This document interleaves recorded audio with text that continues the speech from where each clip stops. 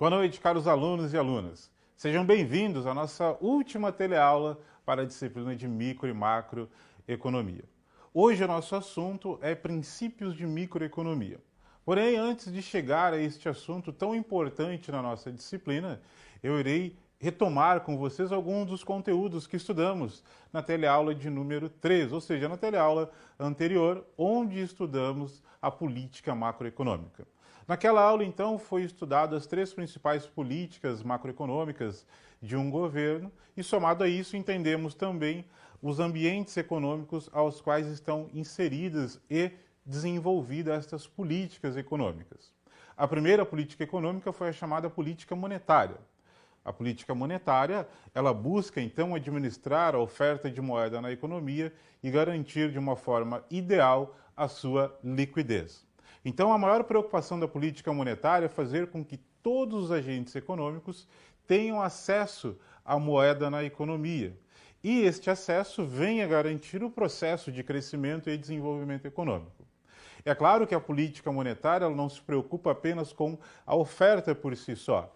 Ela tem instrumentos para que possa fazer com que esta oferta ela seja suficiente para cada um dos agentes econômicos, bem como atinja os objetivos de política macroeconômica.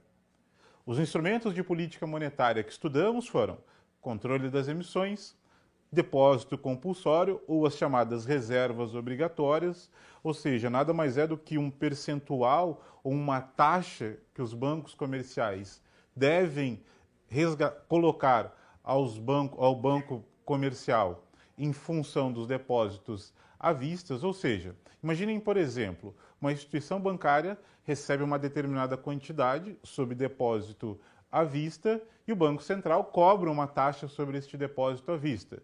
E assim, esta instituição que recebeu este depósito à vista é obrigado a recolher uma parte deste depósito ao Banco Central do Brasil, como forma de uma taxa compulsória. Lembre-se que depósito à vista nada mais é do que depósito em conta corrente. Então, todo depósito que ocorre em conta corrente no sistema bancário é cobrado uma taxa compulsória sobre ele. Quem cobra é o Banco Central. Lembrando também que quem administra a política monetária é o Banco Central do Brasil.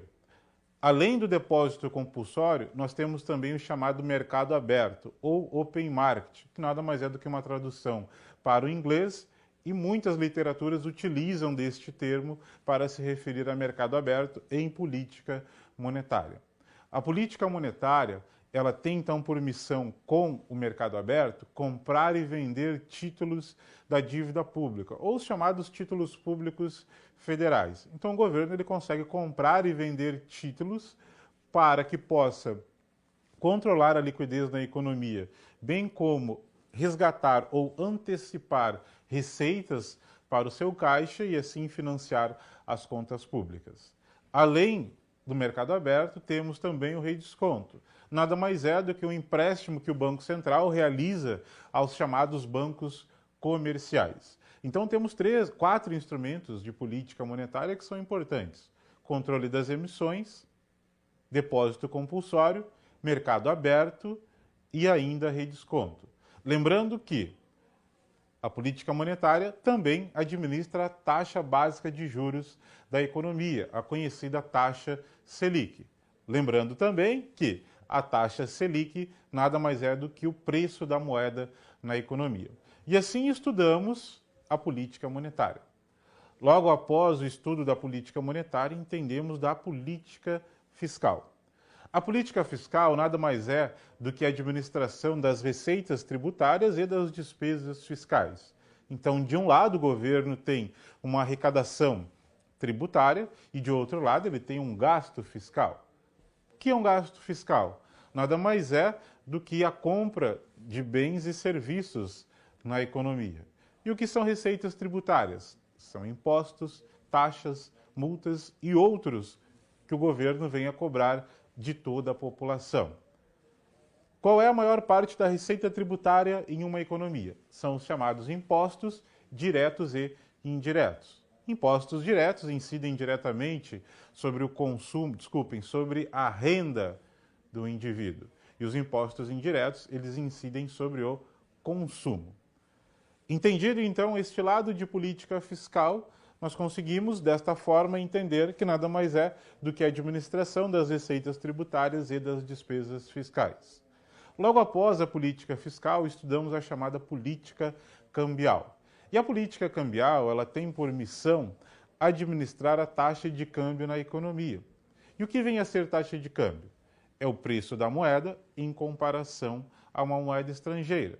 Então eu tenho, por exemplo, a moeda real, é a moeda que circula hoje no Brasil, e por meio da taxa de câmbio eu conheço o seu valor comparado ao dólar, ao iene, ao peso argentino e outras moedas no mundo. É uma forma que se tem para calcular, então, o preço da moeda nacional em comparação a uma moeda estrangeira. E aí vem um detalhe muito importante na taxa de câmbio, que é o seu processo de valorização e desvalorização. Algo que é fundamental na análise da política cambial, bem como do setor externo da economia. Por qual razão?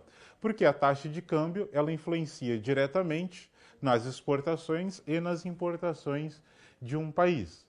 E desta forma, a taxa de câmbio ela pode influenciar diretamente no ritmo de crescimento econômico de uma sociedade, bem como o seu desenvolvimento. Acompanhem comigo.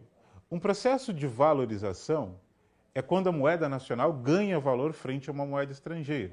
Então, pensem, a moeda real está ganhando valor frente a outras moedas mundiais. Imaginem o real ganhando valor frente ao dólar. O que significa isso? Que o poder de compra do real está maior para o dólar. Então imaginem, no processo de valorização cambial, o que ocorre com a taxa de câmbio? Se, por exemplo, no início do ano, eu preciso gastar R$3 para comprar $1, essa é a taxa de câmbio que hoje está, R$3 para comprar $1. No final do ano, a taxa de câmbio se valorizou, ou seja, a moeda real ganhou valor frente ao dólar. Isso significa que eu irei gastar uma quantidade menor de reais para continuar comprando a mesma unidade de dólar, correto? Ou seja, processo de valorização. Assim, a taxa de câmbio ela diminui. Imagina então, agora com R$2 para comprar $1. O que significa isso? Ganho no poder de compra da moeda nacional. A taxa de câmbio ela diminui. Por qual razão? Porque eu preciso e devo gastar uma quantidade menor de moeda nacional para continuar comprando a mesma unidade de moeda estrangeira. O processo de desvalorização, o que se entende? A moeda nacional ela perde valor, ou seja, estou perdendo o meu poder de compra. Desta forma, eu preciso gastar uma quantidade a mais de moeda nacional para continuar comprando a mesma unidade de dólar. Então, imagine, no início do ano, 3 por 1, R$3 para $1. No fim do ano, houve desvalorização. Agora eu preciso gastar R$4 para comprar a mesma unidade de dólar. Ou seja, a taxa de câmbio ela subiu. Por qual razão? Porque a moeda se desvalorizou. Eu preciso de mais moeda nacional para continuar comprando a mesma unidade de moeda estrangeira. Então, no processo de valorização cambial, a taxa de câmbio ela cai, diminui. Anotem isso. Valorização cambial, a taxa de câmbio cai. Desvalorização cambial, a taxa de câmbio sobe. Lembre-se, eu estou pensando em taxa de câmbio no valor da moeda nacional em comparação a uma moeda estrangeira, certo? Desta forma eu entendo que valorizou, a taxa de câmbio diminuiu. Isso é bom para quem? Quem exporta ou quem importa? Quem é o exportador? É o vendedor. Quem é o importador? O comprador. Se diminui, para o comprador é melhor, ele está gastando menos. E para o vendedor? Imaginem você vendendo alguma coisa. Você quer um preço alto ou um baixo? Um preço maior possível para que você possa ter uma receita maior. Então, no processo de valorização, estimula as importações. Valorização cambial estimula as importações, certo? Desvalorização cambial, taxa de câmbio aumentando. O que se faz? Para de importar, mas estimula as exportações. Quanto maior for a taxa de câmbio, maior é o nível das exportações. Porque aquele vendedor está recebendo uma quantidade maior de moeda. Então, esse processo de valorização e desvalorização mexe com as exportações e com as importações. Imaginem vocês gostam de realizar compras em outros países, como, por exemplo, o Paraguai, ou os Estados Unidos, ou a China. Se a taxa de câmbio diminui, fica mais barato comprar, não é verdade? Ou seja, fica mais barato importar. Agora, imagine o exportador de soja. Para o exportador de soja não foi bom, porque se a taxa de câmbio diminui, a sua receita também diminui. Mas se a taxa de câmbio aumentar, obviamente que a sua receita irá também aumentar e assim ele é estimulado a exportar mais. A economia chinesa é uma economia exportadora e uma economia tipicamente com uma taxa de câmbio desvalorizada. É uma estratégia de política cambial para favorecer os exportadores. Muito bem. E assim então eu fecho um resumo de tudo que estudamos na teleaula de número 3, sobre política macroeconômica. Uma aula tão importante para que você possa conhecer o ambiente econômico da nossa sociedade. Não só dela, quanto também do mundo.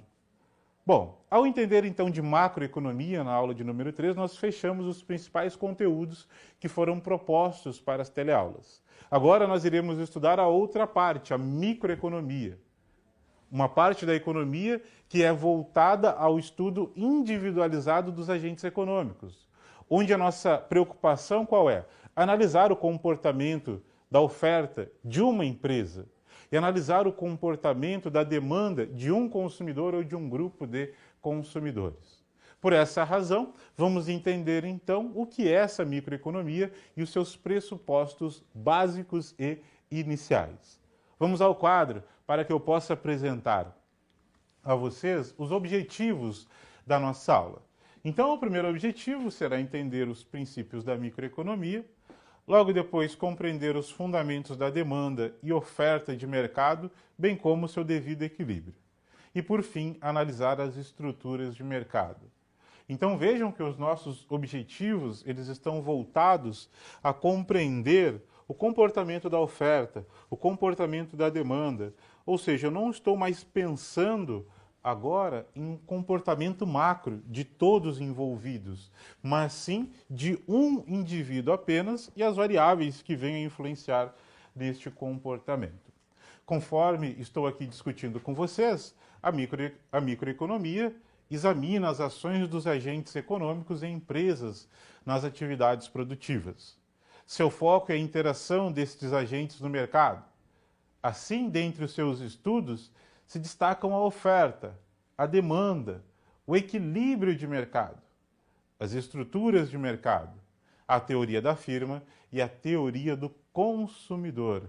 Então, todas estas áreas envolvem o estudo da microeconomia. Hoje, a nossa preocupação será entender oferta, demanda e equilíbrio de mercado e, por fim, as estruturas de mercado. Quais são os pressupostos básicos da economia? Primeiro deles, hipótese ceteris paribus. O que significa isso? Quando nós falamos em hipótese ceteris paribus ou quaeteris paribus, enfim, muitos utilizam aí a pronúncia de diversas formas, mas de fato qual é a preocupação com essa hipótese? Entende-se por meio dela que as demais variáveis permaneçam constantes. O que é isso, professor? Que as demais variáveis permaneçam constantes. Por exemplo, eu estou analisando a influência do preço de uma mercadoria sobre o seu consumo, ou seja, sobre a sua demanda. Então, eu estou analisando preço e demanda. Você sabe que um consumidor, além do preço, ele também tem outras variáveis que influenciam sobre este consumo, como, por exemplo, a sua renda, a sua preferência, o preço de outros produtos. Porém, quando eu coloco a hipótese ceteris paribus, significa que as demais variáveis permaneçam constantes, ou seja, não irá ter variação na renda, na preferência, no preço dos concorrentes e assim por diante. A única variável que terá oscilação será o preço. Então, por essa razão, a nossa preocupação será apenas com o preço. Eu esqueço das demais variáveis. Falou em ceteris paribus, eu entendo que as demais variáveis elas estão constantes, ou seja, eu estou descartando elas e apenas analisando uma variável influenciando na demanda ou na oferta, por exemplo. Correto? Vamos então aos demais pressupostos. Vamos voltar ao quadro. Papel dos preços relativos, ou seja, nós sempre consideramos os preços de outros produtos. Quando eu estou analisando, por exemplo, a demanda de um bem, eu devo considerar o preço dos outros bens da economia. Princípio da racionalidade, ou seja, os agentes econômicos são racionais, então eles maximizam as suas satisfações. Por exemplo, você é consumidor e você maximiza a utilidade de um produto ou de um serviço que você está consumindo, por exemplo. Então, este é o princípio da racionalidade. Mercado concorrencial e as suas consequências, e por isso vamos começar estudando o equilíbrio do mercado, verificando a demanda e a oferta. Então, o princípio do nosso estudo será compreender demanda e oferta na economia. E para que isso possa ser entendido, eu trouxe um vídeo a vocês que fala um pouco da oferta brasileira para o ano de 2015, ou seja, o que aconteceu com a produção na nossa economia diante de um cenário econômico que foi tão perverso. Somado a isso, eu já gostaria de destacar que hoje é a nossa última aula. Por essa razão, ao fim dela, eu irei discutir com vocês também alguns tópicos que são relevantes, por exemplo, para a nossa avaliação, que será daqui a uma semana. Lembrando também que já foi aberto um novo tópico no fórum que trata sobre macroeconomia. E lá você pode continuar os seus estudos, bem como rever um pouco mais deste conteúdo que foi estudado na teleaula de número 3, e também é um conteúdo que está no livro didático e na web aula que você deve continuar os seus estudos.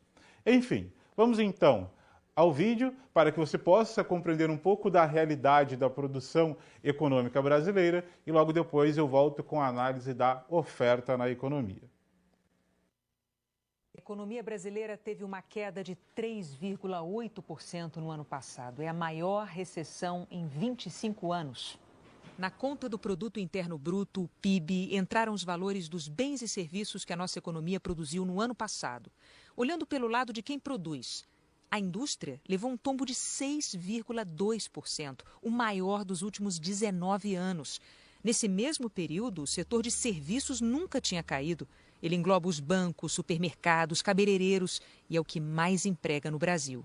Só a agropecuária se salvou com o aumento da colheita de milho e soja. Pelo lado das despesas, caíram tanto os gastos do governo quanto o consumo das famílias, que é o grande motor da economia. E os investimentos encolheram 14%. Os empresários deixaram de comprar máquinas e equipamentos, um sinal de preocupação com o futuro da economia. O PIB só não foi pior por causa das exportações, que subiram 6%, com o real valendo menos.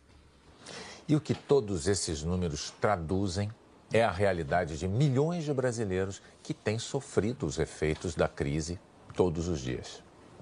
O ano de 2015 e o sonho de uma década estão terminando agora para Selma. Então, meninas, eu estou aqui com aviso prévio de vocês. Infelizmente, não vai dar para a gente continuar mantendo a loja aberta. Elas já sabiam que seria assim, mas ouvir e ter a certeza de que não tem mais volta é sempre muito difícil. Tenho filhos. E agora? Para me arrumar trabalho? Onde que vai ser? Qual a idade dos seus filhos? Eu tenho uma de 9, um de 5 e um bebezinho que fez 1 ano agora, dia 20. Você não tem ninguém para te ajudar? Não. A Selma não teve escolha. Em 2006, ela investiu as economias de anos de trabalho na loja de acessórios femininos, num dos shoppings mais movimentados do Rio. Gastou R$500 mil para montar o negócio. Hoje você está saindo com dinheiro ou está saindo devendo? Eu estou saindo devendo 200 mil. Até 2014 foi tudo muito bem, movimento super bom. Mas quando 2015 chegou... Maio, mês das mães, que é o meu segundo Natal, né? Já foi péssimo. Agora a situação ficou insustentável. Manter 4 funcionárias e ver elas passarem o dia todo trabalhando para vender R$39, R$79, é muito triste. A Selma vai fechar a loja daqui a 30 dias. E daqui a 30 dias a Lidiane vai estar desempregada. Ela, que já tinha cortado o cinema da Ana Clara, agora tem que economizar também na mercearia do seu Albino. O feijão está bastante caro, já não levo mais, como eu levava antigamente. O seu Albino também está sentindo o baque do lado de lá do balcão. Há 37 anos já aqui, no mesmo lugar. Já passamos por várias fases, boas, não tão boas, mas essa. Até o ano passado, a mercearia tinha 6 funcionários, restou 1. Tinha um caminhão e 2 carros para entregas, tudo desativado. E o reflexo disso, claro, já chegou aos fornecedores do seu Albino. Eu não compro de outros, comprava 100, compro 10 e vai por aí. E aí o outro também já está sentindo o efeito? A indústria do mesmo jeito. Efeito cascata, todo mundo sofre. Todo mundo sofre. A gente pode imaginar a economia como um grande círculo formado por todos nós. Aqui estão a Selma, empresária, a Lidiane, trabalhadora, o seu Albino da mercearia, o Estado que arrecada os impostos. Agora, quando elos desse círculo, quando pessoas perdem o emprego, quando empresas perdem a força ou desaparecem, essa roda gigantesca, que é a economia do país, vai ficando fraca e passa a girar cada vez mais devagar. E aí, todo mundo sai perdendo. O PIB não é nada mais que o retrato do que essas pessoas estão vivendo. A gente tem aí um problema gravíssimo nas contas públicas brasileiras e nenhuma perspectiva de solução a curtíssimo prazo. Então, isso é algo que está minando a confiança do empresariado, dos consumidores. E aí é um círculo vicioso, porque se o consumo cai, a produção cai. E aí o desemprego aumenta de novo. Nesse ambiente, os investimentos, que significam que aumento da capacidade produtiva, eles também despencam. Círculo que tomara seja interrompido logo. A esperança o senhor não perde? Não, jamais. Jamais. E nós ainda vamos ter dias muito bons para trabalhar, para ganharmos algum dinheiro. É isso aí. Assim espero. Obrigado, viu? Boa sorte. Muito obrigado. Olá, turma! Então vocês puderam entender um pouco da realidade da produção econômica para o país no ano de 2015. Este ano foi um ano de recessão econômica, onde o PIB teve uma retração de mais de 3% na economia. Para este ano, o cenário também não é diferente, embora já se tenha uma projeção de retração um pouco menor, porém ainda estamos passando por uma recessão econômica, visto que as principais atividades econômicas do nosso país estão diminuindo o seu ritmo de produção, ou seja, está diminuindo a sua oferta de bens e serviços na economia. Por isso vamos entender o que vem a ser esta oferta de mercado, ou seja, ao pensar em oferta, o que eu devo me preocupar, ou seja, o que eu devo analisar em microeconomia. Por isso vamos ao quadro, para que eu possa apresentar a vocês a chamada oferta de mercado. Então, quando se fala em oferta de mercado, refere-se às várias quantidades que os produtores estão dispostos a colocar de um bem no mercado. Então, associa isso. Oferta nada mais é do que a produção de bens e serviços na economia. Esta análise ela é fundamental e você não deve esquecê-la. Por qual razão? Porque ao tratar deste termo, eu devo me preocupar com a produção de bens e serviços, bem como as variáveis que venham a influenciar sobre esta oferta. Então imaginem, a oferta depende do quê?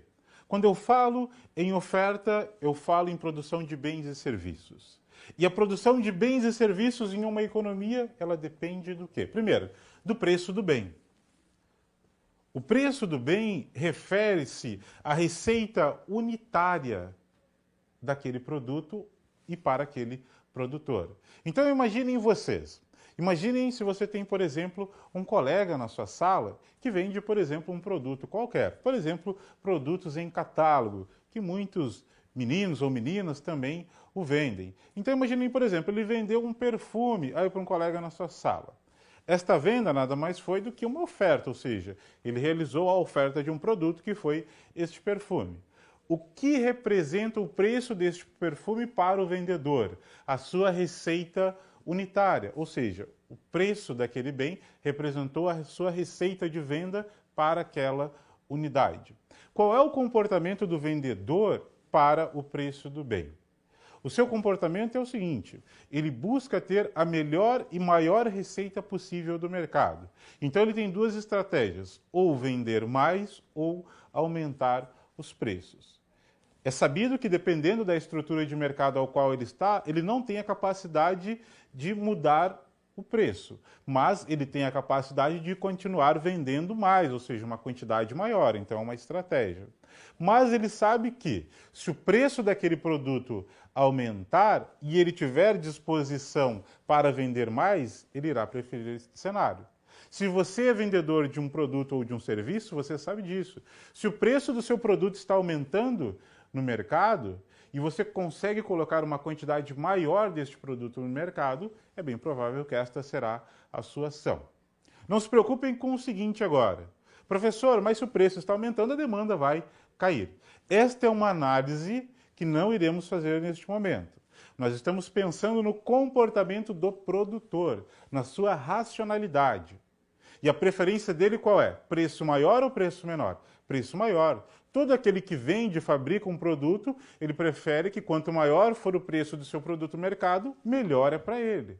Então ele sabe que ele irá preferir colocar no mercado produtos que tragam uma rentabilidade maior via preços. Então, preocupe-se com esta análise neste momento. O comportamento do produtor, ou seja, na visão do empresário. Lá no equilíbrio de mercado, nós pensamos os dois em conjuntos, correto? Falo isso porque em muitas situações nós nos colocamos na posição do consumidor e não do produtor. Ao pensar, bom, se o preço aumenta, o consumo cai e o produtor não vai vender mais nada. Eu só estou analisando neste momento aqui com vocês, para a oferta, o seu comportamento diante de algumas variáveis do mercado. Correto? Fechamos assim? Vamos seguir analisando, então, as outras variáveis que influenciam a oferta no mercado. Por isso, vamos voltar ao quadro. Custos de produção envolvem e afetam diretamente a oferta, fatores tecnológicos, mão de obra, política econômica, conforme já foi estudado na teleaula anterior, e metas e objetivos organizacionais. Todos estes fatores, eles influenciam diretamente a produção de um bem ou de um serviço. Na microeconomia, nós colocamos em destaque o preço do bem, como sendo uma das principais variáveis que influenciam na quantidade produzida para um bem ou para um serviço. E esta é a chamada Lei Geral da Oferta. E na Lei Geral da Oferta eu entendo que quanto maior for o preço, maior será a oferta. Por essa razão, há uma relação diretamente proporcional entre oferta e preços. Irei repetir para que você anote. Isto é fundamental. Então vai lá. Lei Geral da Oferta. O que significa a Lei Geral da Oferta? Há uma relação diretamente proporcional entre preço e oferta. O que significa isso? Preço aumenta, oferta também aumenta. Certo? Esta é a chamada Lei Geral da Oferta. Ela estabelece essa relação diretamente proporcional entre o preço de um bem e a oferta deste bem no mercado. Por isso, vamos analisar a representação matemática da oferta na sua relação ou na sua função para o preço. Por isso, vamos ao quadro, para que eu possa apresentar a vocês. Lei Geral da Oferta. A Lei Geral da Oferta ela pode ser representada por esta função. Esta função é QO, quantidade ofertada, igual a A, é o mínimo que a empresa oferece do produto independente do preço das vendas, mais o B, que é um multiplicador de quantidade ofertada à medida que o preço aumenta ou diminui também, e P, que vem a ser o preço. Então, esta aqui é uma equação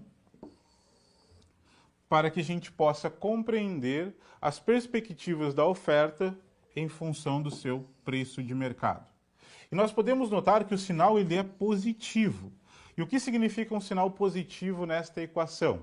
Que há uma relação positiva entre preços e oferta. Ou seja, quanto maior o preço, maior a oferta na economia. Ou seja, uma relação diretamente proporcional entre preço e oferta. Esta é a principal análise que devemos tirar desta função oferta neste momento. Ou seja, a relação entre estas duas variáveis, quantidades ofertadas e o preço do bem, certo? O A, então, ele é um valor sempre fixo e o B também é um valor sempre fixo. O A, o que significa? Independentemente das variações de preços, aquela sempre será a quantidade ofertada. Porém, essa quantidade ela poderá aumentar ou até mesmo diminuir conforme se tem oscilações de preços na economia. E o que determina esta variação de quantidade? É o valor do meu B multiplicado pelo meu preço. Então, quando eu multiplico o valor do B pelo valor do preço, eu sei o quanto a oferta irá aumentar ou quanto ela irá diminuir. Seguindo a nossa análise, eu posso partir para o gráfico da oferta. E vejam que este gráfico ele tem uma inclinação positiva. E há uma inclinação positiva por qual razão? Porque lá na equação da oferta, em relação ao preço, nós podemos notar que o sinal é positivo para o meu B. Isso significa que há uma relação diretamente proporcional entre oferta e o preço do meu bem. Quando eu realizo esta análise, eu estou pensando no comportamento de quem? Do produtor, certo? Lembre-se disso. Se eu estou analisando só a oferta, eu estou pensando no comportamento deste produtor no mercado. E o comportamento dele é influenciado por algumas variáveis, como, por exemplo, o preço que estamos analisando neste momento. Para que a gente possa fechar essa linha de raciocínio em relação à oferta, eu trago a vocês uma atividade. Então vejam a atividade no quadro comigo. Considerando o estudo da oferta, o que irá ocorrer com as quantidades ofertadas para aumentos sucessivos nos preços? Discuta isso mais uma vez com seus colegas. Realize comentários via chat, que logo eu volto discutindo essa questão com vocês.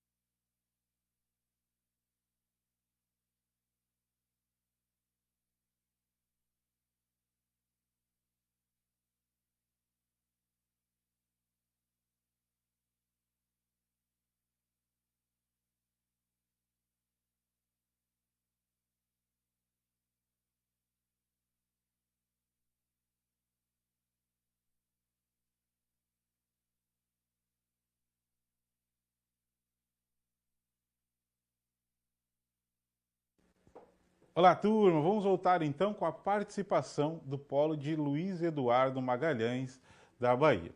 Coloca o seguinte: quanto maior o preço, maior a quantidade ofertada. Lei geral da oferta. Muito bem, esta é a análise fundamental para preços aumentando e quantidades ofertadas também aumentando.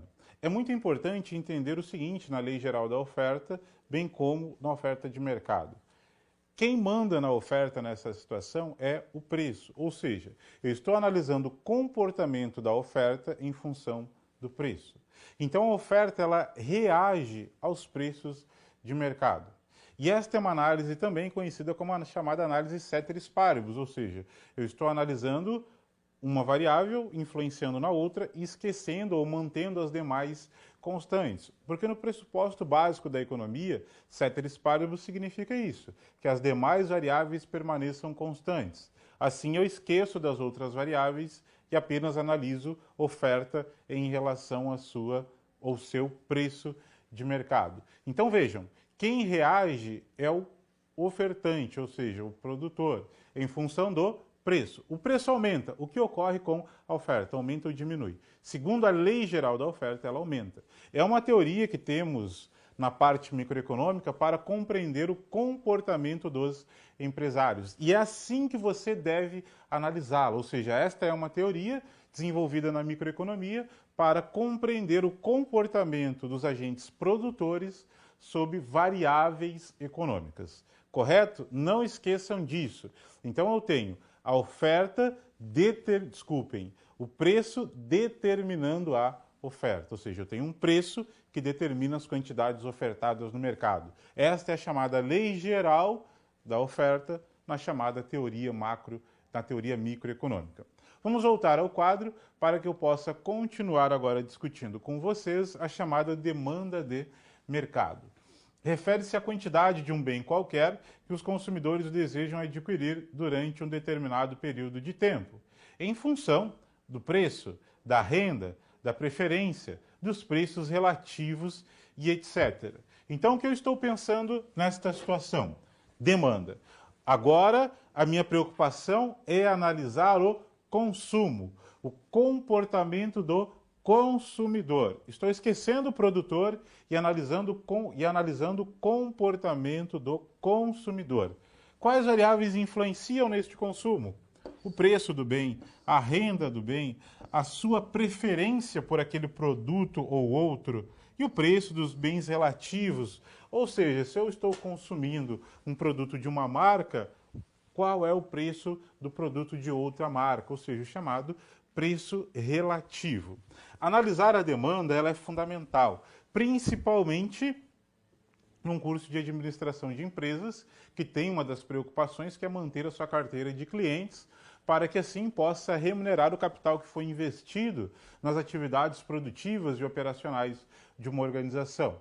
Por qual razão? Porque é por meio dos clientes que vocês conseguem obter parte da renda de uma organização, ou seja, parte da receita vem com as vendas de bens e serviços. E desta forma, eu devo compreender então quais variáveis influenciam o consumo daquele produto. A nossa preocupação neste momento qual é? Compreender a análise econômica para a demanda dentro da microeconomia. Para que você possa ter uma noção um pouco mais desta relação entre consumo, preço de bens e outras variáveis que podem influenciar o consumo, vamos assistir um vídeo que trata sobre a demanda de mercado para alguns produtos. Por isso vamos assistir esse vídeo e logo depois eu volto com vocês ao nosso estudo da demanda de mercado. O consumidor tem feito mais conta ultimamente para encaixar a feira do mês no orçamento da família. O preço da carne disparou nos últimos meses. E outros produtos seguem no mesmo ritmo. Até o arroz com feijão de todos os dias está muito mais salgado, como mostra a repórter Camila Rocha. Tem feijão para todos os gostos, de corda, verde, preto, mulatinho. Difícil está sendo encaixar os preços no orçamento. O produto teve um aumento de 84% no último semestre. Está muito caro o feijão. Antigamente eu comprava feijão de R$ 1,60, hoje estou comprando de R$ 5,60 no supermercado. E o consumidor tem razão de reclamar. De novembro de 2009 a novembro de 2010, o feijão mais que dobrou de preço, uma variação de 107%. Este aposentado tenta encontrar explicações. Porque quando se fala em salário, o salário vai sair em janeiro, fevereiro, isso aqui, e em outubro ele já começa a aumentar para ter aquilo ali, aquela margem de erro, exatamente porque tem o 13º do pessoal deles, esse e aquilo, e ele já incrível nisso aí. Nos últimos 6 meses, o consumidor também sentiu no bolso o aumento do preço da carne, que ficou 36% mais cara. De acordo com o Sindicarnes, a elevação se deve ao período de entre-safra, neste segundo semestre, prejudicado pelas queimadas que devastaram os pastos nos estados produtores. Este funcionário público reclama do aumento e diz que foi obrigado a diversificar o cardápio em casa. Carne todo dia não dá mais. Você está se virando então com o que também além da carne? Frango, mas ele também subiu. A gente compra o frango, compra o coração, compra o fígado, mas tá meio difícil. Os comerciantes também se queixam da situação. E as vendas caíram por conta disso? Caíram um pouco, viu? Um pouco, uns 20%, 30%. A tendência de alta acompanha 9 dos 12 produtos da cesta básica de Fortaleza, que ultrapassou os R$200 no mês de novembro. Em baixa apenas o tomate, a farinha e o óleo. De acordo com o DIEESE, responsável pela pesquisa, o cenário é atípico e tem várias causas. Aumento da demanda internacional de alguns produtos, elevação do preço em dólar de alguns produtos, o próprio aumento da renda que estimula o consumo, ou seja, as pessoas, principalmente os mais pobres, estão podendo comer mais, como também alguns problemas de estiagem seca que tiverem em regiões produtoras do Brasil. A previsão do DIEESE é que os preços se mantenham altos ou continuem baixando. O consumidor prefere ter esperança de que a cesta volte a baixar. Só tem muita carestia. Carestia é por cima de tudo. Tanto é ruim para a gente que compra para consumir, como é ruim também para quem vende, né? Olá, turma. Então vocês puderam assistir um vídeo que mostra essa relação entre consumo de produtos alimentícios e o seu preço de mercado. Este não é um vídeo que trata da realidade atual para a economia brasileira, mas ele busca demonstrar esta relação entre o aumento do preço de um bem e o comportamento dos consumidores. Então, vejam, os consumidores eles estão reagindo em função às variações de preços do mercado de um bem. Em algumas situações, o consumo ele diminui ou se substitui o consumo daquele bem por outro. Isto nada mais é do que o comportamento do consumidor para variáveis econômicas, como, por exemplo, o preço do bem. E o preço do bem também é uma variável fundamental e de grande importância para analisar o comportamento dos consumidores. Da mesma forma que foi para a oferta, é também para os consumidores. Por isso, vamos agora ao quadro para que eu possa analisar com vocês a chamada Lei Geral da Demanda. E nesta Lei Geral da Demanda, a nossa preocupação é analisar a demanda em função do seu preço. A Lei Geral da Demanda, ela faz esta relação entre demanda e preço. Então acompanhem comigo aqui a função matemática que se tem para demanda e preço. QD, quantidades demandadas. A, que refere-se ao máximo que você quer do produto caso ele fosse gratuito. E B, é o redutor de quantidade da medida que o preço aumenta. Então, se o preço aumentar, esta é a variação que terá da demanda. E o P refere-se ao preço de mercado e ele está influenciando a demanda, a quantidade demandada. Então, da mesma forma que realizamos aquela análise para a oferta na sua função em relação ao preço, estamos fazendo também para a demanda, ou seja, qual a influência dos preços sobre a demanda, qual é o comportamento do consumidor para a demanda na economia, correto? O A, então, é aquela quantidade que independe do preço, o B multiplicado pelo preço, ou seja, pelo P, será as quantidades que irão aumentar ou diminuir do consumo conforme se tem as variações de preços. O sinal agora ele é negativo. Então entendemos que a demanda tem uma relação negativa com os preços. O que significa isso? Toda vez que o preço aumenta, a demanda cai. Certo? Na lei geral da demanda, temos isso. Toda vez que o preço aumenta, a demanda cai. Ou seja, há uma relação inversamente proporcional entre demanda e preços de mercado. Então anotem também dessa vez. Lei geral da demanda. Relação inversamente proporcional entre preços e quantidades demandadas. Preço aumenta, demanda cai. Preço diminui, demanda aumenta. Correto? Esta é a análise importante que você deve fazer para esta análise entre demanda de mercado e quantidades demandadas. Vejam comigo. Ao analisar essa situação, eu sei que o comportamento do consumidor, ele reage de uma forma muito negativa a qualquer aumento de preços. E aí este consumidor, ele tem algumas alternativas. Como, por exemplo, aumentou o preço da carne bovina.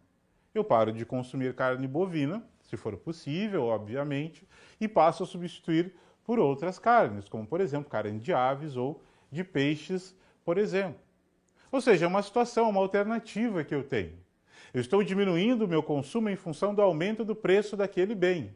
E eu passo a consumir um produto substituto àquele. E por isso eu estou analisando também o seu preço relativo. É assim o comportamento dos indivíduos na economia para o chamado consumo. Desta forma, analisamos a oferta de um lado e a demanda de outro lado, com seus comportamentos específicos em função de algumas variáveis. A variável com maior importância que colocamos aqui foi o preço. E para a demanda, há uma relação inversamente proporcional entre um e outro. Por isso, vamos analisá-lo no quadro para o seu gráfico em relação à demanda e o seu preço de mercado. Vejam comigo que a inclinação da curva ela é negativa. Muito bem, e por ser uma inclinação negativa, nós entendemos que há uma relação inversamente proporcional entre preços e demanda de mercado. Para a oferta, é uma relação diretamente proporcional. E para a demanda, é uma relação inversamente proporcional. Com esta análise, nós fechamos o entendimento do comportamento específico para a demanda e para a oferta. Agora vamos analisar o seu comportamento em conjunto no chamado equilíbrio de mercado. Por isso vamos ao quadro, para que eu possa apresentar a vocês o chamado equilíbrio de mercado. E antes mesmo de chegar nesse equilíbrio de mercado, é preciso compreender os fatores que levam à inclinação da curva da demanda. A curva da demanda ela é inclinada visto o efeito de dois fatores. O chamado efeito substituição e o chamado efeito renda. Então eu tenho uma curva da demanda que ela tem uma inclinação positiva, conforme vimos no gráfico. A sua inclinação ela é negativa. E ela é negativa por qual razão? Primeiro, efeito substituição. O que é o efeito substituição? Eu paro de consumir um produto quando o seu preço aumenta para consumir outro produto. Certo? Então imaginem comigo, o preço da carne bovina aumenta, eu paro de consumir carne bovina e passo a consumir carne de aves. É o chamado efeito substituição. Ou o efeito renda. Esse efeito renda, ele determina o poder de compra do consumidor. Então imaginem, se o preço aumenta, o poder de compra diminui. Não é verdade? Imaginem vocês. Chegou no mercado, olhou na prateleira e todos os preços aumentaram. O que você faz? Retrai o seu consumo, porque sabe que a sua renda não comporta, em algumas situações, aquele aumento de preços. E por isso você para de consumir aquele produto ou realiza a sua substituição. Então, há uma relação inversamente proporcional entre demanda e preços em função do chamado efeito substituição e do efeito renda. Dois efeitos importantes na análise da demanda. Certo? Não esqueçam disso. Essa análise ela é muito importante. Efeito substituição e o chamado efeito renda. Aumentou o preço, o consumidor ele perde o seu poder de compra e, por essa razão, ele passa a substituir o consumo daquele bem ou daquele serviço por outro. Entendido isso, nós podemos seguir para o chamado equilíbrio de mercado. O mercado de um produto encontra-se em equilíbrio quando as quantidades oferecidas deste produto são iguais às quantidades procuradas. Então vamos à primeira parte do equilíbrio de mercado. Quando o mercado está em equilíbrio? Quantidades iguais. A quantidade que o produtor está colocando no mercado e a quantidade de consumo são iguais. O mercado está em equilíbrio, certo? Então quantidades iguais para oferta e para demanda. Só isso? Não. Também é preciso ter igualdade no preço. O preço que é colocado pela oferta deve ser igual ao preço justo para a demanda. Então, no equilíbrio de mercado, é preciso ter bem claro que é preciso ter a igualdade entre quantidades e preços, tanto para a oferta quanto para a demanda. Isto é fundamental para que você tenha condições de analisar e manter o mercado em equilíbrio. Quando eu não tenho o equilíbrio destas duas variáveis por um período de tempo muito longo, a economia ela pode entrar em crise. Talvez você já tenha ouvido falar da crise de 1930. Foi uma crise que começou em 1929 e se prolongou pela década de 1930. Esta crise nada mais foi do que um desequilíbrio entre oferta e demanda, principalmente para os seus chamados preços de mercado. Então vejam, agora eu estou colocando na interação entre oferta e demanda. É preciso se ter um equilíbrio para as quantidades que são produzidas e consumidas, bem como para o preço que é cobrado. Eu não posso ter um preço muito alto, ou seja, o empresário não prefere preço alto? Prefere, coloca o preço alto. O que ocorre com a demanda? Cai. Então tem oferta, mas não tem procura. Bom, eu quero colocar então um preço muito baixo para atrair consumidores. Então coloca um preço lá embaixo. Haverá consumo? Sim. Mas isso incentivará os produtores? Não, porque talvez em algumas situações ele não consegue manter o seu negócio aberto, porque o preço não remunera todas as suas atividades operacionais, comerciais e financeiras.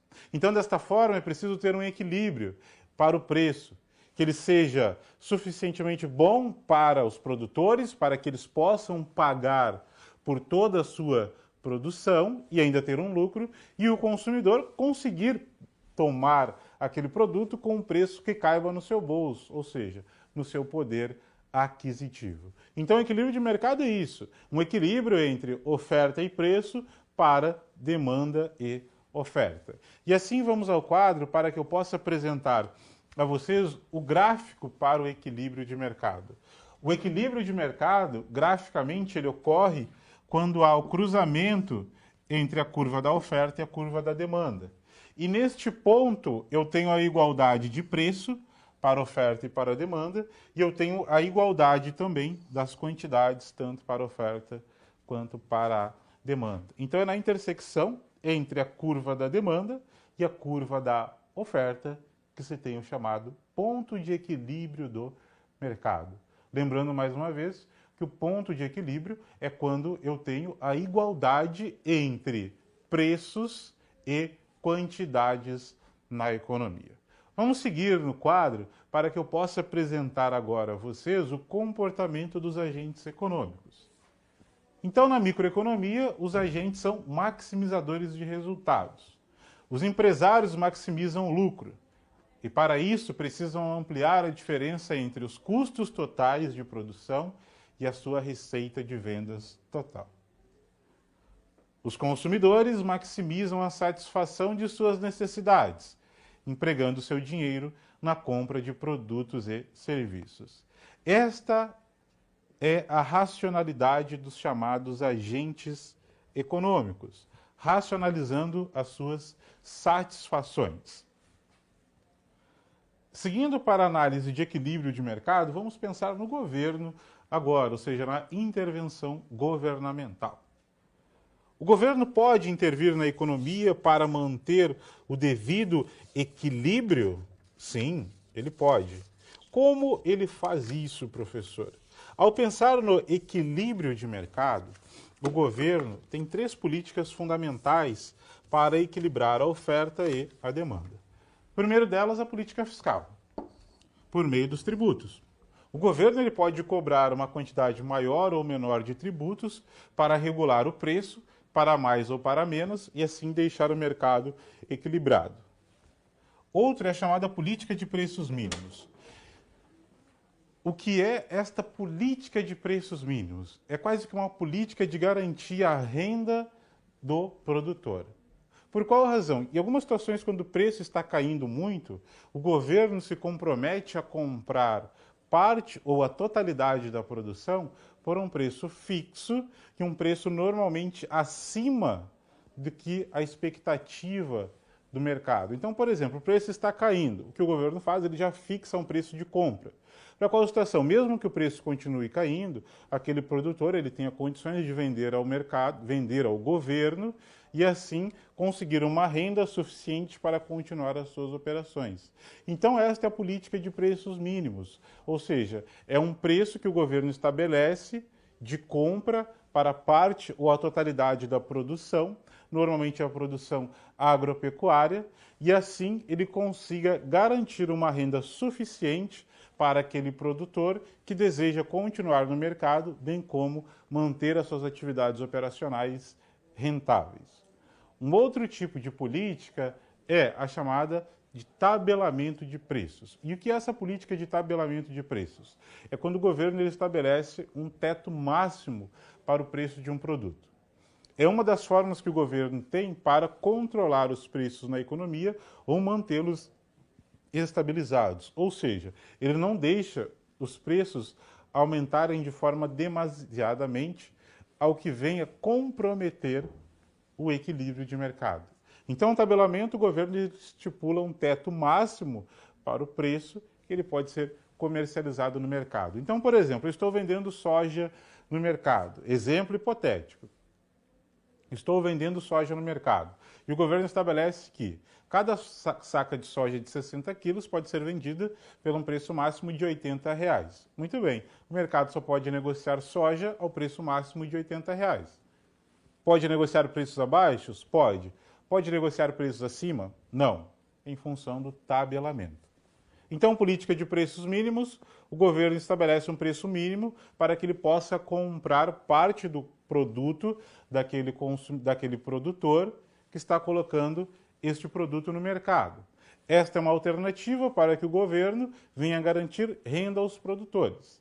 Tabelamento de preços estabelece um teto máximo para o preço, para que possa limitar aumentos sucessivos nos preços do produto e assim ainda garantir de alguma forma o acesso daquele produto aos consumidores. Certo? Então vamos ao quadro para que eu possa apontar a vocês as 3 políticas fundamentais: política fiscal, política de preços mínimos e política de tabelamento de preços. Estas são as políticas fundamentais aos quais nós poderíamos citar aqui para o equilíbrio de mercado.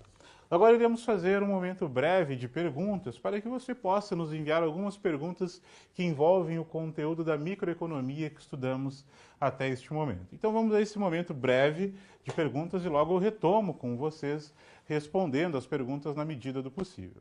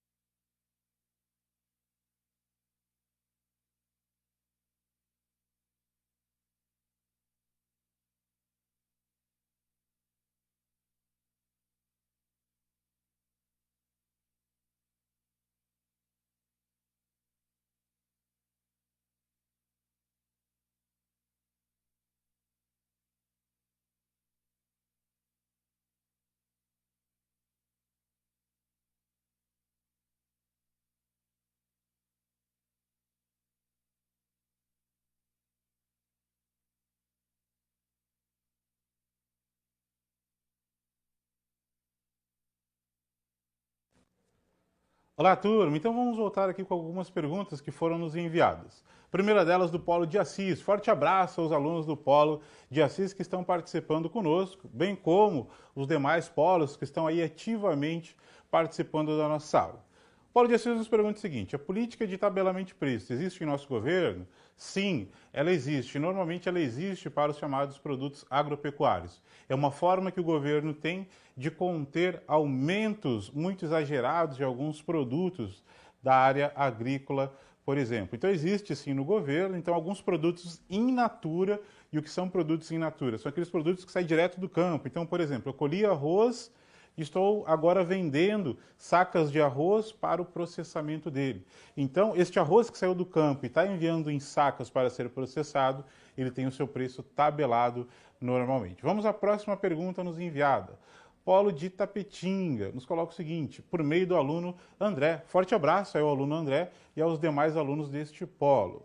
O que o governo pode fazer? Desculpem, aqui temos um problema técnico, essa pergunta ela acabou subindo aqui no nosso tape. Então, em outro momento oportuno, ainda ao fim da aula, eu volto aí para retomar essa pergunta do aluno André. Desculpem por esta falha, mas ao fim da aula teremos outro momento de perguntas e lá eu volto ou retomo essa pergunta para que ela possa ser respondida.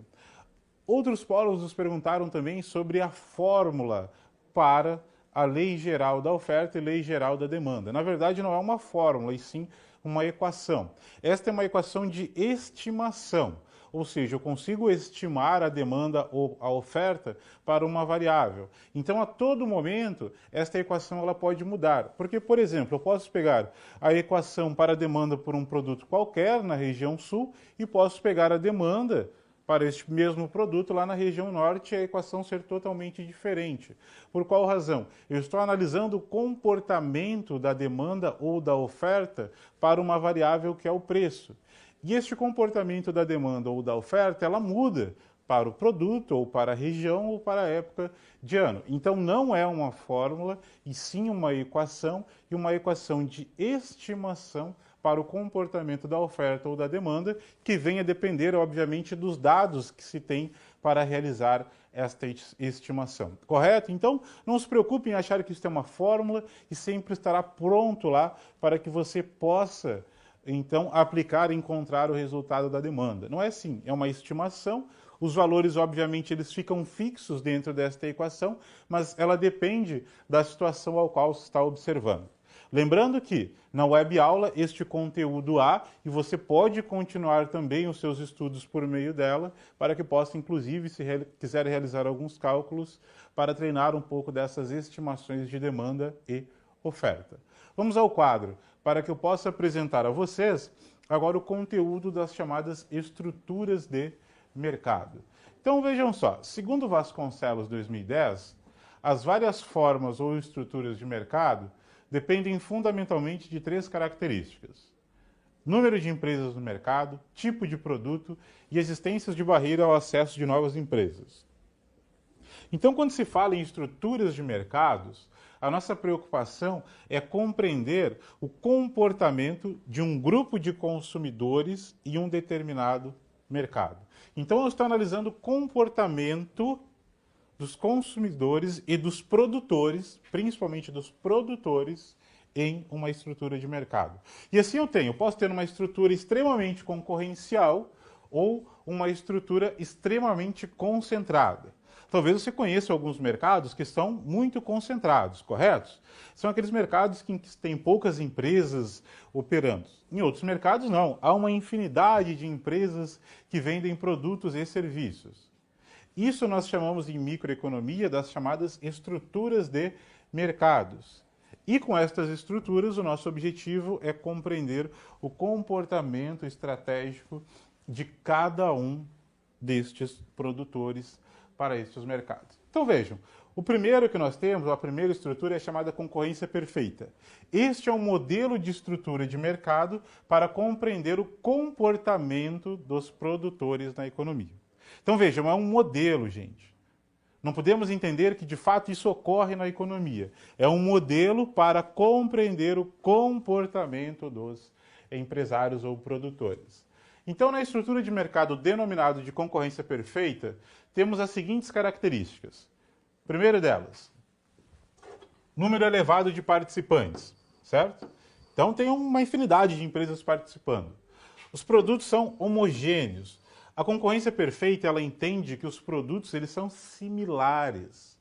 Não tem muitas diferenciações, porque todos têm acesso à mesma tecnologia, aos mesmos fatores de produção, aos mesmos insumos, às mesmas informações. Então, todos conseguem produzir da mesma forma e colocando um produto com igualdade no mercado. É sabido que hoje os produtos eles têm diferenças entre si como uma forma de atrair os consumidores. Então vejam, é um modelo que tem uma característica, o modelo concorrência perfeita, tem uma característica que nem sempre é aplicada a todos os mercados. Terceira característica, a possibilidade de manobras por parte dos empresários é nula. Ou seja, os empresários eles não conseguem realizar manobras para que possam obter vantagens neste mercado. Como, por exemplo, aumentar os preços para obter mais receita. Não conseguem fazer isso. Por qual razão? Porque o mercado ele é muito grande. Vejam, elevado número de participantes. Se ele o fizer, os demais não irão fazer. O que o consumidor faz? Parte para o consumo do seu concorrente. Então, não há possibilidade de manobras. Não há possibilidades de aplicação das políticas de extra-preço. O que é isso? Eu não posso colocar um preço muito alto para que eu possa ter uma receita maior, porque é muito provável que os demais não irão seguir, visto o alto número de empresas que se tem neste mercado. E, por fim, não há barreiras artificiais para ingresso no mercado. Ou seja, os produtores eles não conseguem colocar barreiras para inibir o acesso de outras empresas no mercado. Como, por exemplo, uma empresa que realiza uma estratégia produtiva ou financeira que venha a inibir o ingresso de outras empresas. Algumas empresas o que fazem? Por exemplo, quando o mercado é muito concentrado e uma empresa quer ingressar neste mercado, ela diminui o preço lá embaixo a um ponto tão baixo que aquele concorrente que quer ingressar no mercado não consegue porque ele sabe que o seu negócio não será viável. Mas é claro que o governo ele regula os mercados por meio do chamado Conselho Administrativo de Defesa Econômica, que é o conhecido CAD. Quando isso ocorre, por exemplo, o governo ele atua sobre estas empresas ou intervém sobre elas para analisar se esta não é uma prática anticoncorrencial. E aí ele aplica as devidas penalidades e multas quando evidenciada esta situação para que seja garantido a concorrência dos mercados, ou seja, o mercado equilibrado e justo. Correto? Então temos uma concorrência perfeita, que é um modelo de mercado para compreender como é o funcionamento de um mercado concorrencial. Agora temos um outro modelo conhecido como monopólio. E pelo próprio nome entendemos que mono, apenas uma empresa no mercado. Por isso vamos ao quadro para que eu possa apresentar a vocês o chamado monopólio. O monopólio é uma estrutura de mercado monopolizada e tem as seguintes características. Tem apenas uma empresa no mercado. Não há produtos substitutos próximos. As organizações têm poder para preços relativamente altos. A empresa impõe barreiras artificiais para o ingresso de outras empresas no mercado. Então vejam, do monopólio é uma característica de mercado extremamente concentrada na mão de uma empresa apenas. E por este motivo, o governo ele regula os monopólios, a fim de garantir um equilíbrio econômico e social, tanto para os ofertantes quanto para os consumidores. Por qual razão, professor? Porque vejam, um monopólio ele ocorre por duas situações. Ou quando uma empresa tem a patente, o que significa patente? Direitos autorais sobre uma invenção ou sobre uma marca. Então, por exemplo, uma empresa tem uma determinada marca ou desenvolveu uma determinada tecnologia ou uma receita, como é o caso dos medicamentos, e apenas ela pode, então, ofertar este produto no mercado. O governo regula essa empresa para saber se o produto que está sendo colocado é de qualidade, atende às necessidades da população, se o preço cobrado é justo e se ainda esta empresa não pratica aí estratégias anticoncorrenciais. Uma outra situação são os chamados monopólios naturais. Ou seja, é mais benéfico se ter uma empresa operando do que várias empresas, como é o caso das empresas que fornecem energia elétrica, saneamento básico e água potável e algumas situações de transporte público. Por qual razão? Porque imaginem, por exemplo, uma empresa que fornece energia elétrica. Imaginem os altos investimentos que é necessário para prestar este serviço, bem como no seu custo operacional. Como se precisa de altos investimentos e o custo é muito elevado, é preferível que esta empresa tenha uma alta demanda para distribuir o custo com esta alta demanda e assim o preço fique baixo. Caso contrário, se tivessem várias empresas, o custo seria elevado, o investimento seria elevado, porém estas empresas elas não teriam acesso a toda a demanda de mercado, e sim a uma parte apenas dela. O que ocorre com o preço, ele se eleva na economia. E isto seria prejudicial para toda a sociedade. Então isso é muito importante compreender e analisar para a estrutura de mercado conhecida como monopólio. Agora eu trago uma atividade a vocês que eu gostaria de fazer em conjunto neste momento.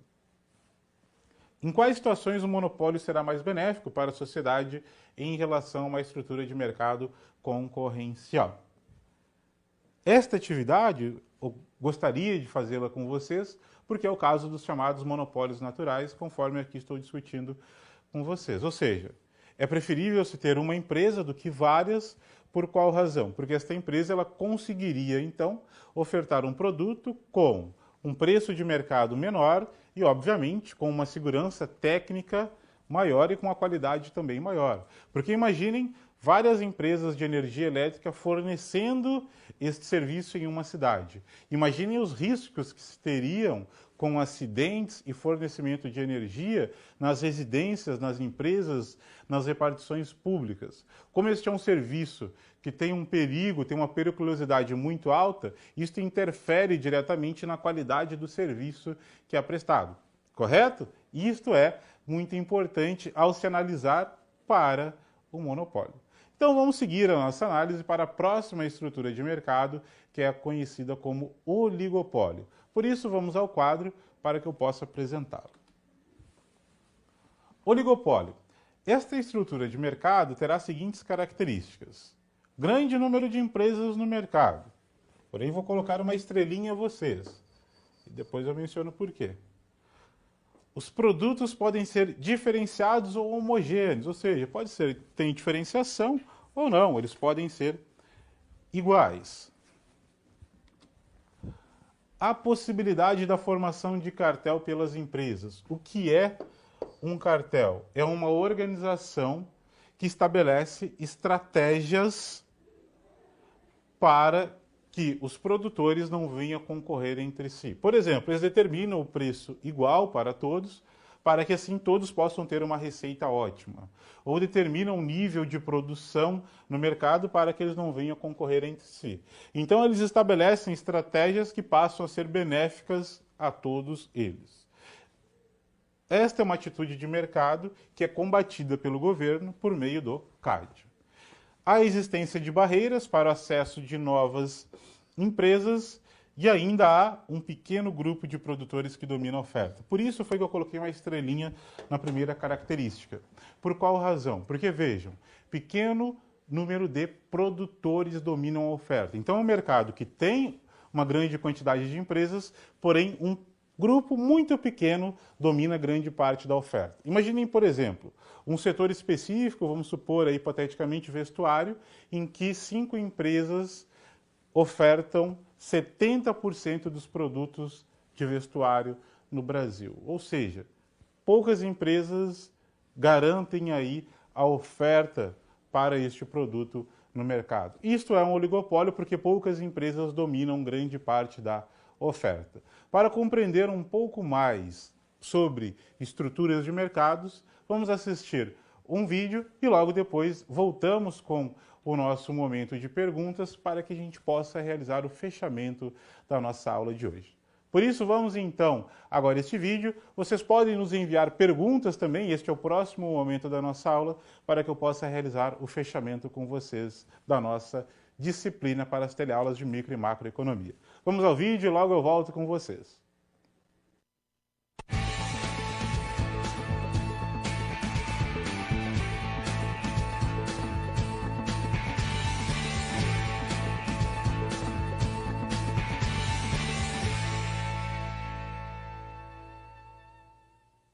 Assim como acontece com a demanda, existem outros fatores além do preço que geram alterações na oferta. Os principais são a tecnologia e o preço dos insumos. A tecnologia tem o papel de reduzir os custos da empresa e incrementar a produção.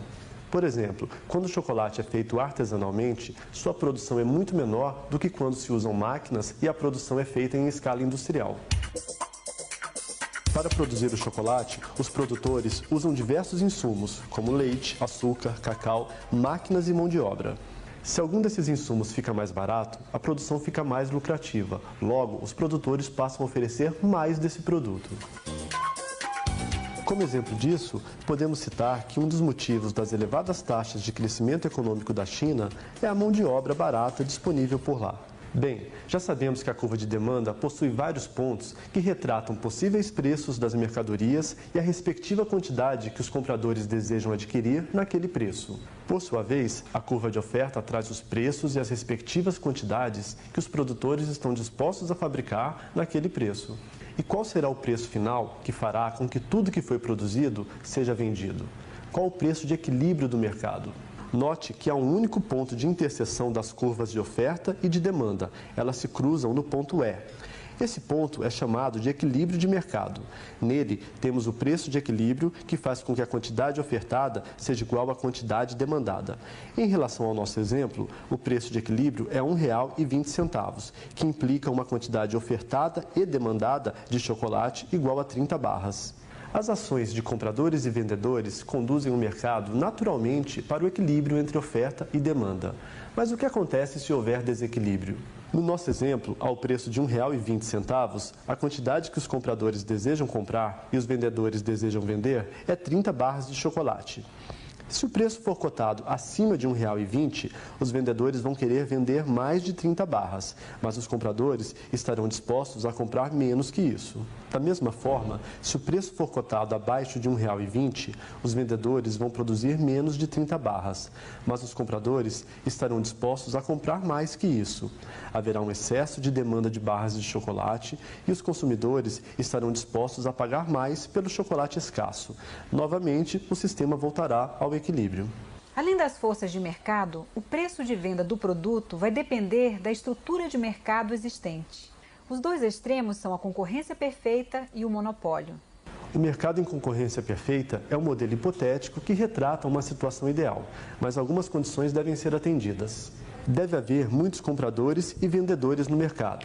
Diversos vendedores com bens homogêneos, ou seja, os produtos são parecidos de forma que não há margem para haver diferenciação de preço por conta de características individuais dos produtos de cada vendedor.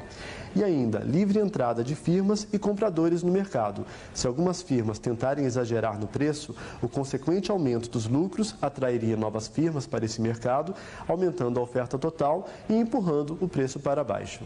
No modelo de concorrência perfeita, todas as firmas praticam o mesmo preço e tudo o que for ofertado será vendido. Se alguma firma tentar praticar um preço mais alto, perderá todos os clientes. Se fizer um preço mais baixo, não estará sendo racional, pois o seu lucro diminuirá. Uma outra estrutura de mercado oposta da concorrência perfeita é o monopólio. Uma empresa é um monopólio se é a única vendedora de seu produto, se o produto não tem substitutos próximos e se há barreiras à entrada de outras empresas. O problema dos monopólios é que eles produzem menos do que a quantidade socialmente eficiente, além do que cobram mais do que deveriam. Nesse caso, o governo pode reagir estabelecendo uma legislação antitruste para formar empresas mais competitivas. Pode, por exemplo, proibir a fusão de grandes corporações para evitar um mercado monopolizado. No entanto, alguns monopólios existem em virtude de disposição legal, como é o caso da exploração de energia nuclear no Brasil, que só o governo pode realizar. Outros monopólios, chamados de naturais, são decorrentes de economias de escala na produção. Isto é, a empresa monopolista, já estabelecida, tem condições de operar com baixos custos. Qualquer outra empresa que tente entrar no mercado terá que fazer muitos investimentos e não conseguirá oferecer o produto a um preço equivalente ao da firma monopolista. Um exemplo de monopólio natural está na distribuição de energia elétrica. Olá, turma! Então vocês puderam assistir um vídeo que trata sobre as estruturas de mercado, bem como oferta, demanda e equilíbrio de mercado. Nada mais é do que um resumo de tudo que foi a nossa aula de hoje. Agora iremos ao momento de perguntas para aquelas que já foram nos enviadas via chat ao longo da aula e ainda é este momento. O Polo de Tapetinga nos pergunta o seguinte, por meio do aluno André. Forte abraço a todos os alunos deste polo. O que o governo pode fazer para regular este aumento de preços? Através do estoque regulador é suficiente? Uma das estratégias às quais o governo poderia utilizar seria utilizar os estoques reguladores, ou seja, se está faltando um produto no mercado e este é o motivo pelo qual os preços estão aumentando, ele pode colocar esta produção ou esses estoques no mercado a fim de diminuir os preços. É uma das alternativas, porém não é a suficiente. Atualmente, um dos maiores problemas aos quais a economia brasileira passa são com os custos de produção. Então, devemos ter políticas econômicas voltadas para a redução dos custos produtivos e assim contribuir para a queda dos preços. Correto? Vamos seguir para a próxima pergunta do Polo de Assis, que participou ativamente conosco hoje na aula. Forte abraço aí aos alunos do Polo de Assis. Pergunta o seguinte: referente à última aula de micro e macroeconomia, pergunta como é o processo aí da taxa do compulsório da seguinte forma. Temos R$100 de depósito e 40% deste valor vai direto ao Banco Central. Os R$60 fica para o banco, não causam prejuízo? Os R$60 que fica no banco, é em qual banco? Muito bem, dentro do compulsório, o que ocorre? O governo ele cobra uma taxa. Então, por exemplo, se foi depositado R$100 e ele está cobrando 40% do Banco Central, então este banco comercial deve recolher R$40 ao Banco Central e o restante, R$60, fica naquele banco onde ocorreu o depósito. Este banco ele deve ter competência suficiente para que possa manter a integralidade do depósito de R$100 por meio das suas operações.